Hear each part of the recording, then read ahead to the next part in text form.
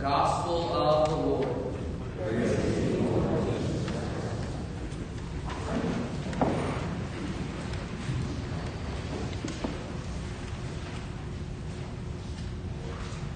Good morning.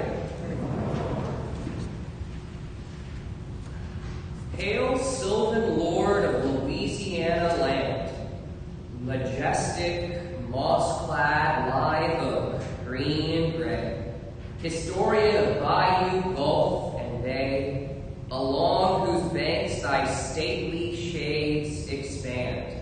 Thy beauty, strength, and character command the grateful homage man must ever pay to nature for the everlasting yea that bids him search and seek to understand.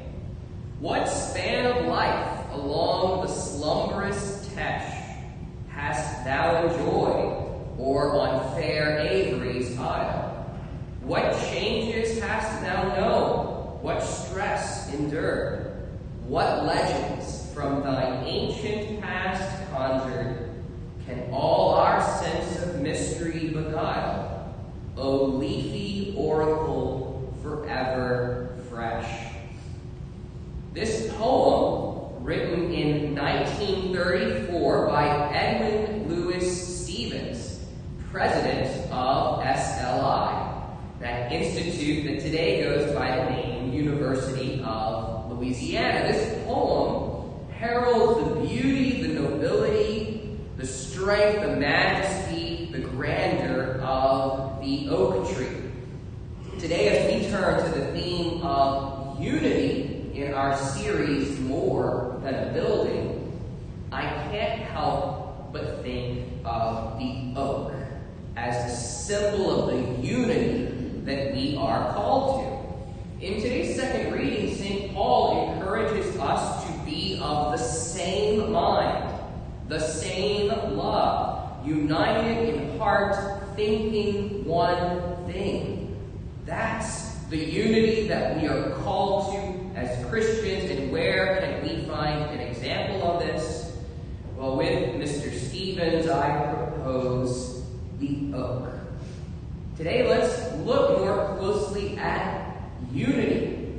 See the unity that we are called to as a parish and how that changes the way that we live. In the world, there are two kinds of unity: extrinsic unity and intrinsic unity. Stay with me. Extrinsic unity, a unity of distinct things. For example, a team. It's a unity of players, coaches, trainers, united, distinct things united for a common purpose. Think of a herd of cows on a farm. We've got cow, we've got barn, we've got fence, distinct things united by a common location. Think of a car, motor, engines, brake, unique things, distinct things united into a car. Extrinsic unity. Take them apart, and they still are what they are. The players still players, the coaches still coaches, the trainers still trainers. But there's another kind of unity, and that's the unity that the oak tree shows us. A unity of one thing, an intrinsic unity. That's the unity of an atom, a molecule, a plant, an animal, a human being. We have parts, but if you take our parts apart, they're no longer what they are. My arm, apart from me, is no longer an arm. Extrinsic unity, distinct things united together by a common purpose, a common location. Intrinsic unity, the unity of one thing. Well, which is the church?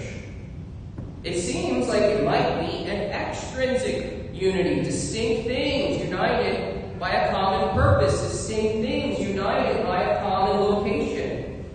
But what are those analogies that we find all throughout the scriptures? I am the vine, you are the branches. You are Christ's body. All throughout the scriptures, the analogies that are used to describe who we are. They're the analogies of intrinsic unity. We are called not just to be a team, not just to be a group, but to be an organism. To have the unity of that oak tree, to have the unity of a body. Think about a body. One breath, one life, one action, one part. Every part relying on every other part. One part is sick, the whole body is sick. All parts are healthy, the whole body is healthy. That is the unity that God has given us at baptism. Not just giving us a common purpose, but making us one being, one organism. God has made us as close to each other as my arm is to my torso. God has made us as close to each other as my nose is to my face. Where do we live this unity? Where do we find this unity? But in our parishes. Our parish, the parish, is where the church lives. Where we encounter the church, not just as some idea, not in the abstract, but in the concrete, in the flesh.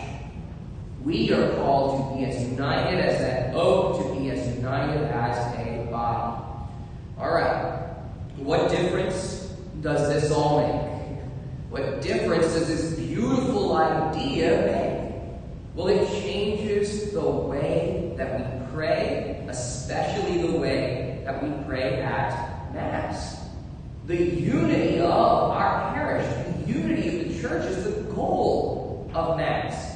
St. Thomas Aquinas, he distinguishes between three different aspects of every sacrament.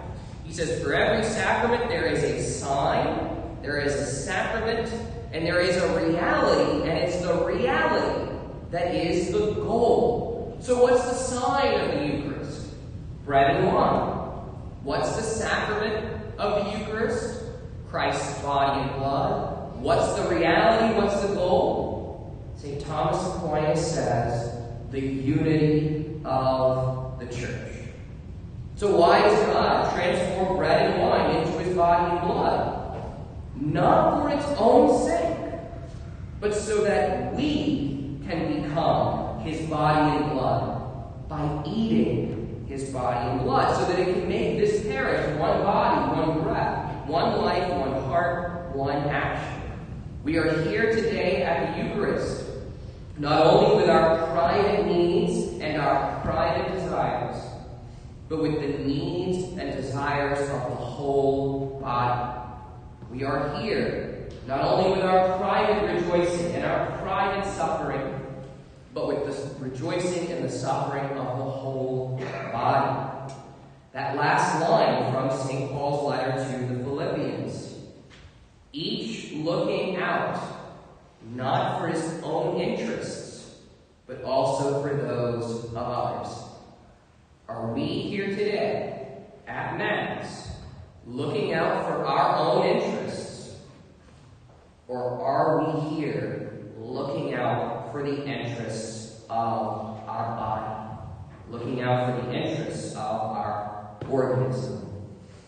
God calls us to be as united as an oak tree, to be united as a body. I think it's fitting that our church gathers twice a month under the oak as we strive to imitate it, as we strive to become an oak. We are more than a building. God calls us to commit to connect. He calls us to commit to connecting others here. And the unity he calls us to is so much more than the unity of a team or a group. He calls us to the unity of an organism, the unity of a body. May God grant us that unity